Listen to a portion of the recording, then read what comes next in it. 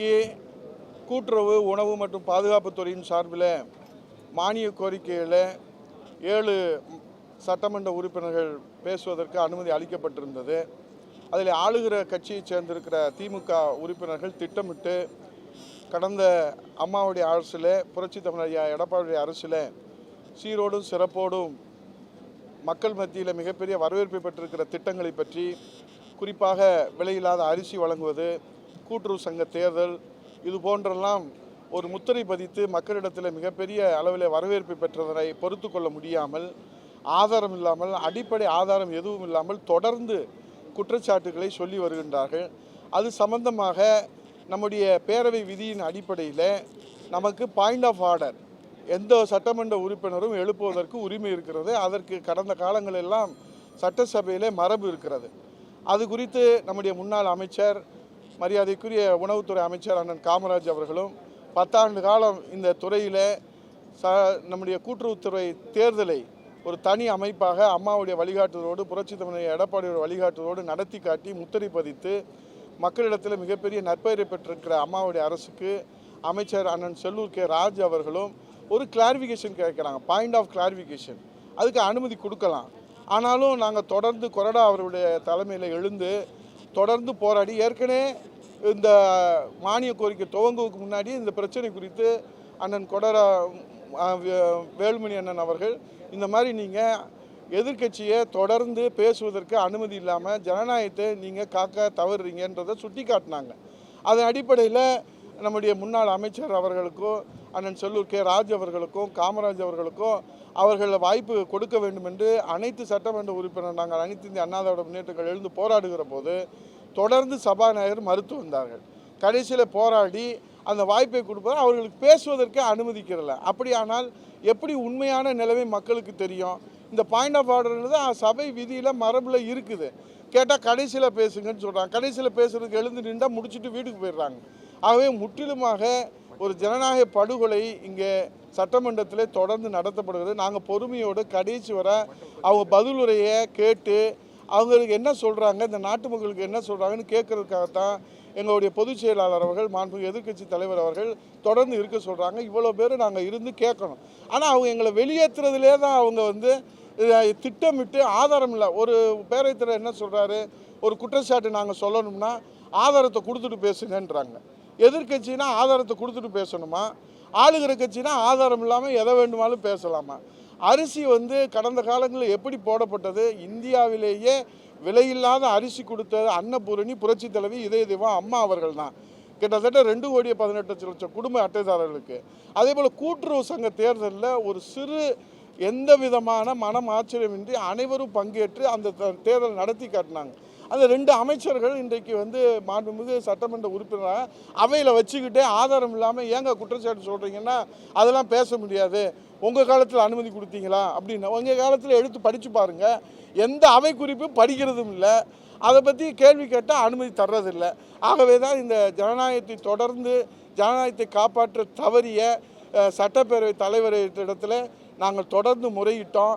அவர் அது காப்பாற்றுறதுக்கான முயற்சியில் ஈடுபடலை. எங்களை எப்படியாவது எதிர்கட்சியை வெளியேற்றணும். ஏன்னா அவங்க வானலாவே புகழணும்ல. இந்திரன், சந்திரன், ஞானசம்பந்தர் என்றெல்லாம் முதலமைச்சரை புகழணும் அவர்களுக்கு. நாங்கள் இருந்தோம்னா அவங்களுக்கு தடையாக இருக்கும் போல்.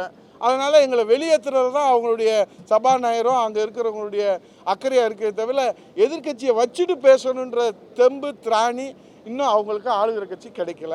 ஆகவே இதை கண்டித்து கொறடா அவர்கள் மற்றும் மூத்த முன்னாள் நம்ம அமைச்சர்கள் அனைவருமே வெளிநடப்பு செய்திருக்கிறோம். இதை சொல்லிடலாமா? நான் சொல்லுங்க.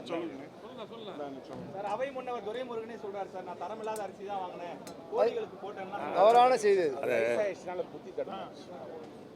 இன்றைக்கு எனக்கு முன்னால் பேசிய மாண்பு எதிர்க்கட்சி துணைத் தலைவர் மிக விளக்கமாக சொன்னார். இன்றைக்கி பொதுச் செயலாளர் பேசுவதும் வெளியே வருவதில்லை. அங்கே சட்டமன்றத்தில் எல்லாமே எடிட் பண்ணிடுறாங்க. எங்கள் கொறடா பேசினாலும் வெளியே வர்றதில்லை.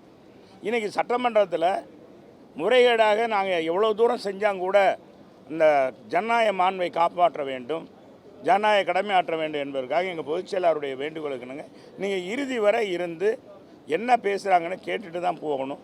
இருங்க அப்படின்னு சொன்னாங்க. அந்த அடிப்படையில் தான் எங்கள் தலைவருடைய துணை பொதுச் செயலாளர் இங்கே வந்திருக்காங்க. ஆனால் நத்தம் விஸ்வநாதன் எல்லோரும் இங்கே இருக்கோம். நாங்கள் அங்கே என்ன செஞ்சோம், ஒரு அமைச்சர், கூட்டுறவுத்துறை அமைச்சர், எங்களுடைய உறுப்பினர் அசோக்குமார் அவர்கள் கேள்வி கேட்குறாரு. நீங்கள் ஜனநாயகம் பற்றி பேசுகிறதுக்கு உங்களுக்கு என்ன அருகதை இருக்குது? கூட்டுறவு தேர்தல் நடந்த 5 ஆண்டுகளுக்கு அவங்க பதவி இருக்குது. ஆனால் அந்த பதவியை நீங்கள் முடியும் முன்னாலேயே ரத்து பண்ணிட்டீங்க. ஆனால் திரும்ப தேர்தல் நடத்த வேண்டிங்க, நீங்கள் தேர்தல் நடத்தலைன்னு சொல்கிறார். இது என்னங்க? அது அவர் சொல்கிறார். அதுக்கு அமைச்சர் என்ன சொல்லணும்? கூட்டுறவுத்துறை அமைச்சராக இருக்கிறவர் ஒரு தவறான தகவலை சொல்கிறோம். 1 கோடி பேர் போலி உறுப்பினர்கள் சேர்த்தாங்க நாங்கள் தேர்தல் நடத்துறது, 20 லட்சம் பேர் இறந்தவர்கள் இருக்கிறார்கள் என்று சொல்கிறார். முழுக்க முழுக்க இது தவறு. இன்றைக்கு இருக்கிற கூட்டுறவு அதிகாரிகள் தான் அங்கேயே இருக்காங்க, செயலாளர்கள் தான் மாறுவாங்க. இந்த துறையில் காலங்காலமாக இதிலிருந்து தான் அவங்க ஓய்வு பெற முடியும். அவருடைய வழிகாட்டுதல் அம்மா அவர்கள் முதலாக இந்த தேர்தலை ஜனநாயக முறைப்படி 13 ஆண்டு காலம் திமுக ஆட்சியில் கூட்டுறவு தேர்தலை நடத்தாத அந்த தேர்தலை நடத்த வேண்டும் என்று அம்மா அவர்கள் பணித்து முதலாக தமிழகத்தில் கூட்டுறவு தேர்தலை நடத்துவதற்கு தேர்தல் ஆணையம் அமைத்து நடத்தப்பட்ட கூட்டுறவு தேர்தல் அம்மாவுடைய ஆட்சியில், அதுக்கு அடுத்த அண்ணன் எடப்பாடியார் ஆட்சியில் தான் தேர்தல் ஆணையம் அமைத்து நடத்தப்பட்டது. இதில் என்ன சரத்து கொடுத்துருந்தோம்னா, இவங்க ஓடி மெம்பர்கள்லாம் இவங்களுடைய ஆட்சியில் ஓடி மெம்பர்கள்லாம் வாக்களிக்கலான்னு சொல்லி தேர்தல் நிற்கலான்னு சொல்லி அவங்க அந்த சட்டத்தை தளர்த்திருந்தாங்க.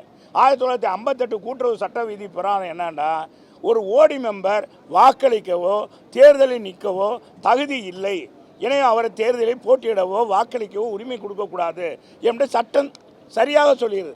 ஆனால் இதற்கு முன்பாக இருந்த இவங்களுடைய முதலமைச்சராக இருந்த டாக்டர் கலைஞர் கருணாநிதி அவர்கள் என்ன செய்கிறார், அவங்களுடைய உறுப்பினர் வரணும் என்பதற்காக அந்த ஓடி மெம்பர்களை விலக்களிக்கிறார். அவர்களும் வாக்களிக்கலாம், தேர்தலில் நிற்கலாம். ஆனால் மாண்பு அம்மா அவர்கள் என்ன செய்தார்கள் என்றால், 2013 தேர்தல் நடத்தும்போது ஓடி மெம்பர்கள் யாரும் வாக்களிக்க தகுதியற்றவர்கள், எனவே அந்த விதியை கடைபிடிங்கள். 2வது, யார் கூட்டுறவு சங்கத்தில் உறுப்பினராக இருக்கிறாங்களோ அவங்க தான் வாக்களிக்கணும், அவங்க தான் தேர்தலில் போட்டியிடணும் அப்படின்னு சொன்னாங்க.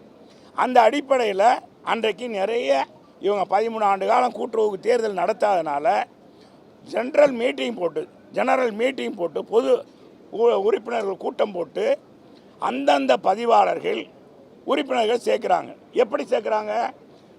ஆதார எண் இருக்கணும், அந்த சங்கத்தில் உறுப்பினராக 3 ஆண்டுகள் பதிவு பெற்றிருக்கணும், தொடர்ந்து வரவு செலவு, அந்த சங்கத்திற்கு வரவு செலவு திட்டத்தை, அந்த சங்கத்துக்கான வளர்ச்சியை அவங்க செய்யணும். அப்படி இருந்தால் தான் வாக்களிக்கவும் தேர்தல் போட்டியிடவும் தகுதி உடையவர்கள் என்ற விதியை உருவாக்கி தேர்தல் நடத்தியவர் புரட்சித் தலைவர் அம்மா. அதே மாதிரி அண்ணன் எடப்பாடியார் 5 ஆண்டுகள் முடிந்த உடனே தேர்தல் நடத்தினோம். ஏறத்தாழ பார்த்தீங்கன்னா கிட்டத்தட்ட எங்களுடைய இதில் 2,18,00,000 உறுப்பினர்கள் இருக்கிற இந்த தேர்தலில் 2,13,000 பேர் உறுப்பினராக டெலிகேட்டாக தேர்ந்தெடுக்கிறார். இதில் திமுக வந்தாங்க, கம்யூனிஸ்ட் வந்தாங்க, காங்கிரஸும் வந்தாங்க. அங்கே என்ன தவறு வந்துருச்சு? ஆனால் 1 கோடி பேர் உறுப்பினராக போலி உறுப்பினர் சேர்த்தோம்னார். யாரும் சேர்க்க முடியாது. அதுக்கு தான் நாங்கள் கேட்குறோம், பதில் சொல்லணும். நான் 10 ஆண்டுகள் அமைச்சராக இருந்தவன், தேர்தல் நடத்தினவன், எனவே இது தவறான தகவலை அமைச்சர் சொல்லியிருக்காரு. வேறு யார் சொன்னால் கூட பரவாயில்ல. ஒரு துறையின் அமைச்சர், இன்றைக்கி இருக்கிற துறை அமைச்சர் இந்த மாதிரி தவறான தகவல் சொல்லலாமா? 20 லட்சம் பேர் இறந்தவங்கள உறுப்பினராக சேர்த்து தேர்தல் நடத்தினாங்கன்றாங்க. இறந்தவங்கள தேர்தலில் வாக்களிக்கவே முடியாது. அட்டை இருந்தால் தான், ஆதார் எண்ணும் உறுப்பினராக இருந்தால் தான் வாக்களிக்க முடியும் என்ற சட்டத்தை நாங்கள் இதைத்தான் சொல்ல வந்தோம். அதுக்கு தான் எங்கள் கொறடா, இங்கே இருக்க எங்கள் துணைத் தலைவர் எல்லாருமே கேட்டாங்க, இதுக்கு அனுமதி கொடுக்கல. அதனால தான் எங்கள் தலைவருடைய வழிகாட்டில் கண்டித்து வெளியே வந்துடுறோம்.